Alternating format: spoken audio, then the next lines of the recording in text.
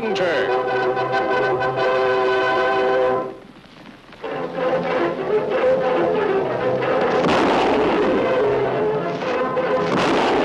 Hi-yo, Silver! A fiery horse with the speed of light, a cloud of dust, and a hearty Hi-yo Silver. The Lone Ranger.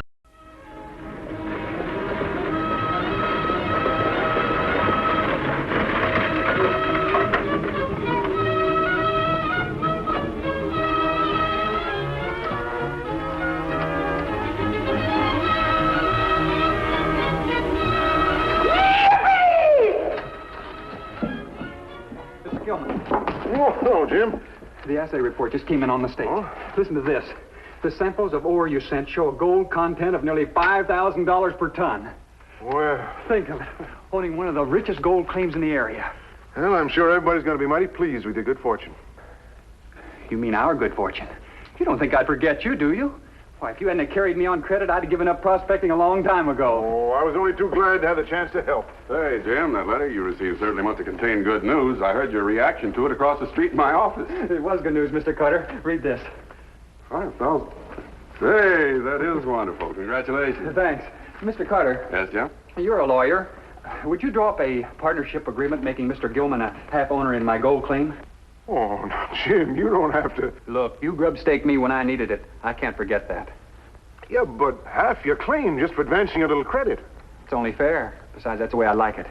You certainly are being more than generous, Jim. I'll start to work on the papers right away. Say, after I've drawn up the partnership agreement, Roger and I could drive out to your cabin tonight and we'd get it all signed. Oh, I won't be there. I'm going over to the Fosters. I want to tell Miss Foster, about the good news.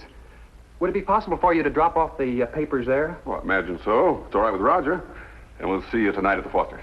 I'm sorry to make you come so far out of your way. Oh, don't mention it, Jim. And again, congratulations. Thank you. I shouldn't let you do this, Jim, but, well, I guess I'm just not a strong enough person to say no. I wouldn't do it if I didn't want to. See you tonight. Bye, Jim. And thanks.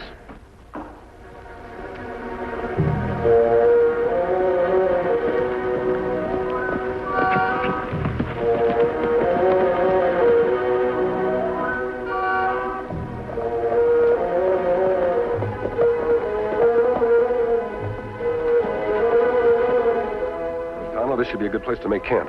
There's plenty of fresh grass for Silver and Scout.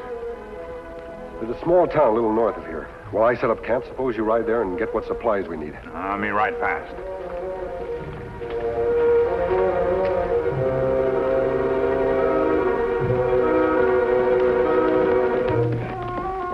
Come again.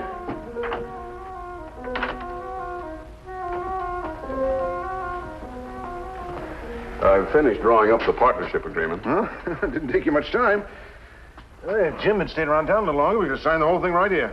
Yes, but I've put in a clause in the agreement that I'd like you to see before we see Jim again. Oh? Briefly, and in legal terminology, it states that if you or Jim should die, the other receives the entire claim.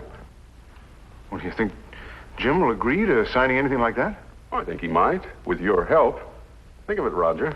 If anything should happen to Jim, you'd get the whole thing. If you think I'll be a party to anything happening to Jim. I didn't say anything is going to happen to Jim. But if it did, it'd be nice to own the entire claim. No, I'm not going to talk Jim into signing anything. You'll do exactly as I say. And you'll persuade Jim to leave this clause in the agreement. And if I don't? I'll see you hanged for murder. I imagine the authorities in Santa Fe would like to know where you are.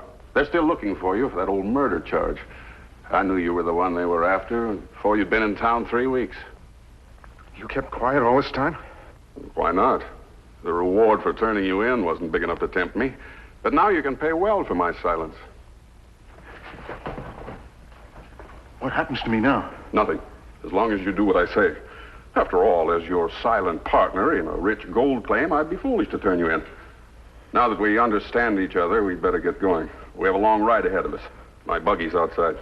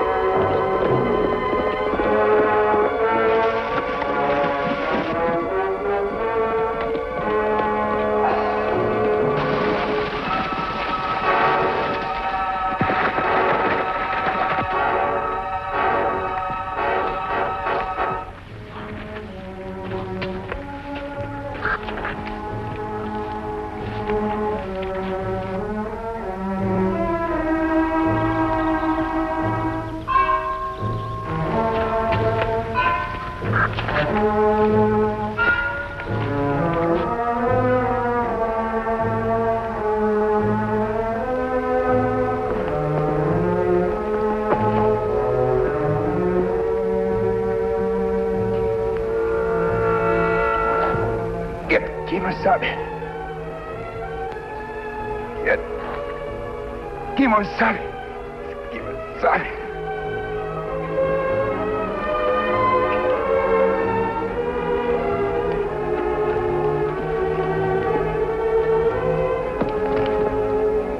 I wonder what's happened to Tano. He should have been back by now.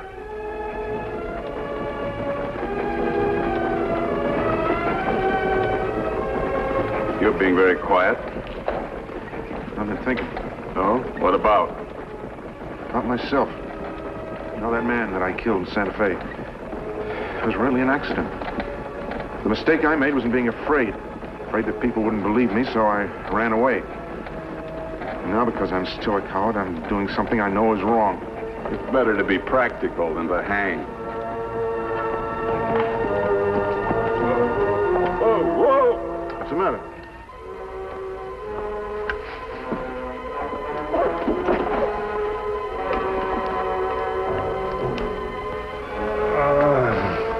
He must have hit his head.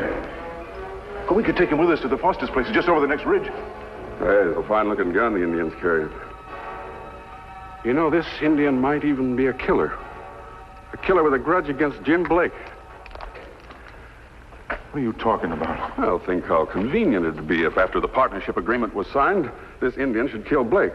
Well, you might even make a heroic effort to save Blake's life and kill the Indian, but just too late. So, with Jim dead, you could blackmail me into giving every cent that came out of the claim, huh? Oh, not every cent, perhaps, but a rather substantial percentage. Now, you're not going to do this to Jim, nor to the Indian. Well, then I guess I'll just have to turn you over to the sheriff on that old murder charge.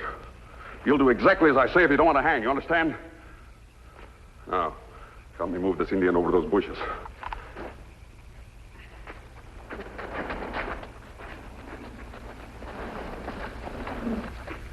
What are you going to do with him? We'll tie and gag him. Then we're going to frame this Indian for murder.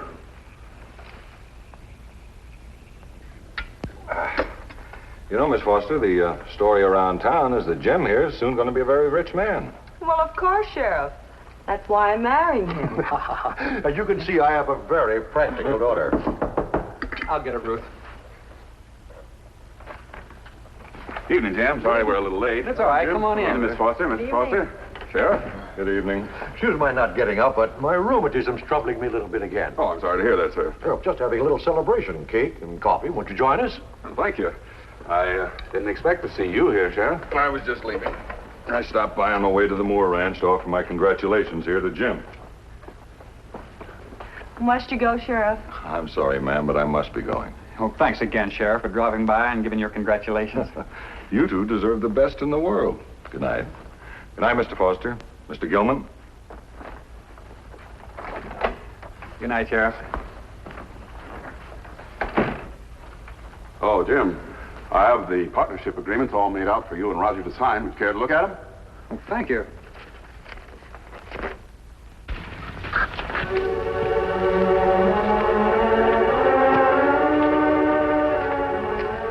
Scout, where's Tonto? Easy, boy, easy. Looks of that bruise, you've taken quite a fall. Has something happened to Tonto? All right, Scout, we'll get Silver and find Tonto. Come on, boy. Everything seems fine, Mr. Carter, except this part that says that if either Mr. Gilman or I die, the other gets the entire claim. Well, a clause like that's usually included in all partnership agreements, and since you didn't specify otherwise, I put it in. But I was thinking of Ruth. She and I were planning on getting married in the near future. Yes, I had heard such a rumor. And since I don't have any family, if anything should happen to me, I'd like for Ruth to have my share of the claim. I can certainly understand that, Jim. Well, we could change the agreement, Jim. Yes, we could. I have only one thing to say. I'd certainly hate to have to strike that clause out. Try to look at it this way, Jim. If anything should happen to you or Roger, with this paragraph in, business could go along as usual without interruption until the new owners or partners could agree on how to manage the property. Well, I can understand that, but I was thinking of Ruth. Well, of course you were. Oh, there's a very simple solution. Tomorrow morning, I'll draw up a second agreement called a rider, stating that if anything happens to you, Jim, half the profits from the claim will go to Ruth. Now, how's that sound? That sounds fine, Mr. Carter. Well, Roger, it looks as if you've made a trip out here for nothing, and we'll have to come again tomorrow. I'm sorry. I feel guilty about causing you so much trouble. Now, forget it, Jim. Say, I have an idea. You and Roger could sign the agreement papers now. Then after I draw up the other papers, I'll have Roger sign them, and I'll bring them out here for your signature. Then Roger wouldn't have to leave his store and make a second trip. Well, I can get them here by 10 o'clock tomorrow morning. You couldn't ask for any faster service than that.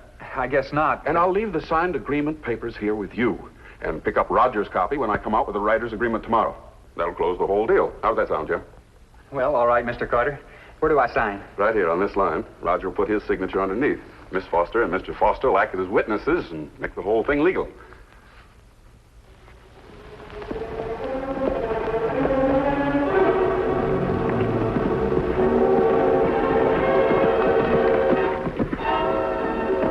Rena, don't make a play for your guns.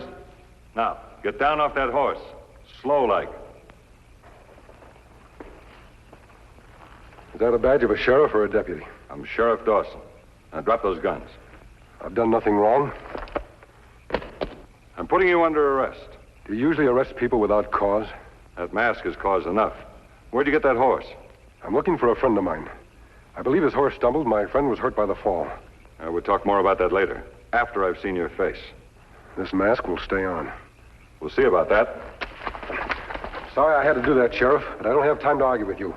Right now, you're coming with me. I'll return your gun when we part company. Now, turn around. Looks like I don't have much choice.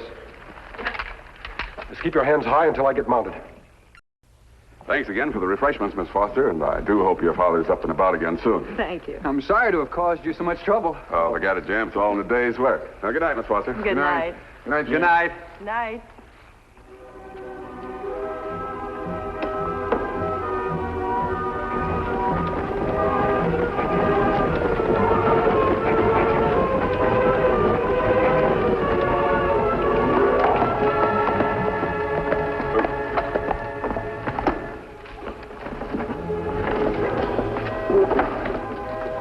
Let the Indian go? Of course not. We're going to take him back to the Foster place.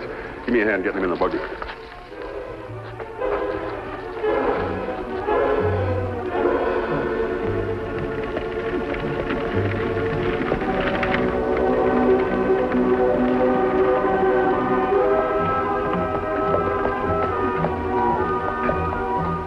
This is as close as we'll go to the Foster place.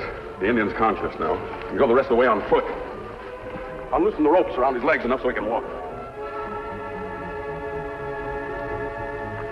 The sheriff is sure to suspect us, especially with a partnership agreement saying I'm to get everything. What can he accuse us of? When Foster and his daughter say it was the Indian who killed Jim, they'll be our star witnesses.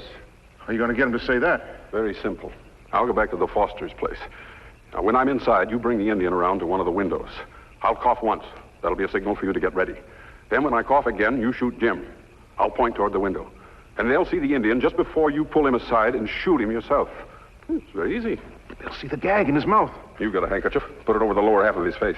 Why should I be the one to do the shooting? Because they can only hang you once. Now, after you've shot Jim and the Indian, cut the ropes off the Indian and put them in your pocket. And don't forget to take the gag out of his mouth. Now, here's the Indian's gun. Use it to shoot Jim and then kill the Indian with your own. In the confusion, I'll grab one of the signed partnership papers so you'll have a copy. What about the Fosters? Won't they say something about the partnership agreement being missing? And won't they say something to the sheriff about the other agreement you were going to draw up with Jim, giving half the claim to Ruth? We'll deny anything they say. It'll be their word against the signed paper. Remember, when I cough once, you get ready. Then on the second cough, you shoot Blake. Now, you and the Indian better get started.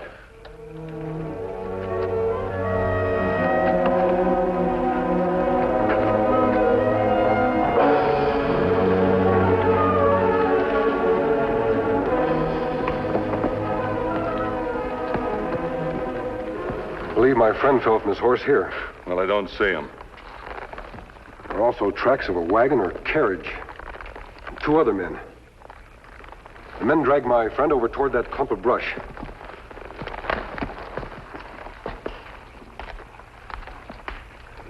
Something curious about these tracks.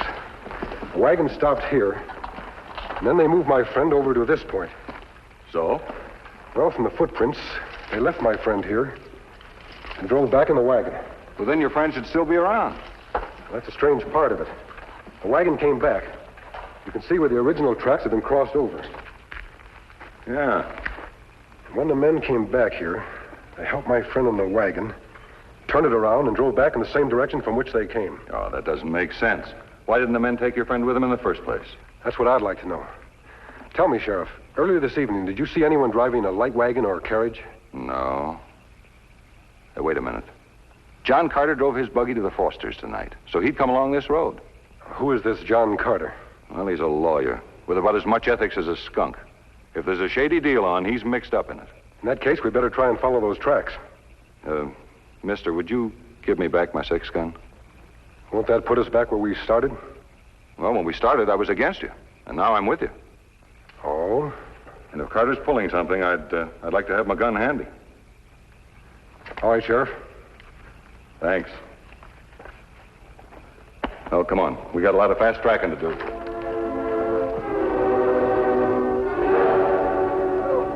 Turn in. Can't seem to stay up as late as you young folks anymore. Good night, Dad. Good night. Good night, Mr. Foster. Good night. Wonder who that could be. Oh, Jim, I'm glad you're still here. May I come in? Of course. Where's Mr. Gilman? He's outside, standing guard. Standing guard. Is something wrong, Mr. Carter? Yes, I'm afraid so. Jim, have you ever made an enemy of a redskin? An Indian? Not that I know of. Now, think hard. There must be some reason for an Indian to have a grudge against you. Well, I've never had anything to do with an Indian. What seems to be the trouble? Well, on our way back to town, Roger and I were held up by an Indian. Before he'd let us go, he demanded to know where you lived. Me? Yes, he even asked for you by name, Jim Blake. What did you tell him? Oh, we told him we didn't even know Jim. But the Indian seemed to know he lived near here, so we thought we'd come back and warn you. He might even have followed us here.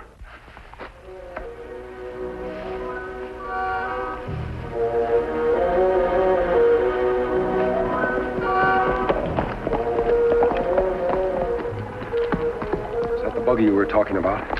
Sure is. They must have taken your friend inside. Sheriff, there's a man standing over there near the window. There's 2 of them. One of them is my friend Tonto. Wonder what they're doing there. Let's leave the horses here and find out.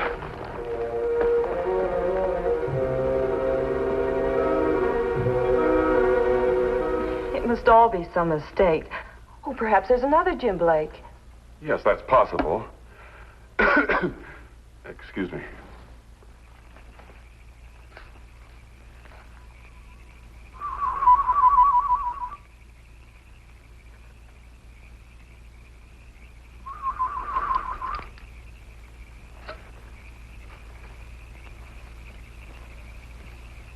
Well, I'd better be getting back to town if I'm going to report that holdup to the sheriff.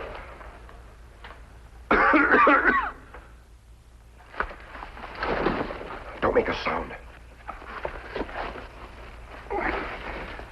What is it, Jim? I thought I heard something outside. It's probably just my horse. Are you all right, Mr. Carter? Yes, of course. An Indian? You not touch gun. You're making a big mistake, Indian. Oh, please let us explain it. Me not hurt you. Me come for him. Oh, don't shoot. Listen to me. Gillen, where are you? Him not able to help you. No, look. Shoot him. That's Jim Blake. Shoot him. I'll make it right with you. I'll pay you. I'll pay you well. Mr. Carter, what are you saying? You not talk. You want him dead. How much you pay? I'll give you a share of his gold claim. How can you give any of the claim? You don't own any of it.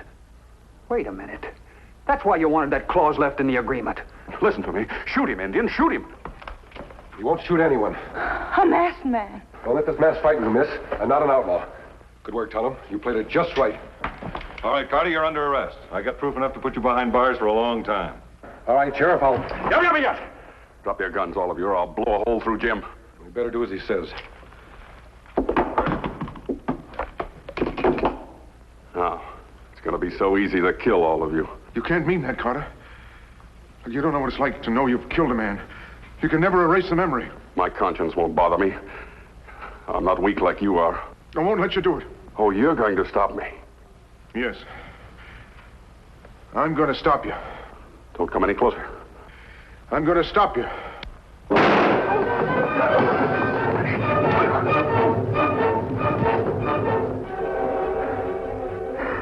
I had to do it. was the only way. You did a brave thing, Mr. Gilman. Brave? I'm not brave. I'm really a coward. If I weren't, none of this would have had to happen.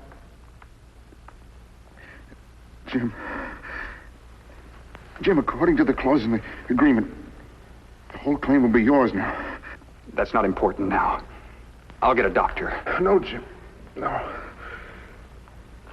Everything is working out just fine. As it is. Will you have another cup of coffee? No, thank you, Miss Foster. Tonto and I must be riding on. I don't know how Ruth or I can ever possibly repay you or Tonto. I want to again add my thanks to you both. Well, sir, we have found ample repayment in finding new friends. Adios. Goodbye. That masked man and his Indian friend are a real credit to the West. They certainly are. I'd like to know more about them. I've heard about a man who wears a mask, rides a white stallion, and travels with an Indian named Tonto, but I never really expected to meet him. He's the Lone Ranger.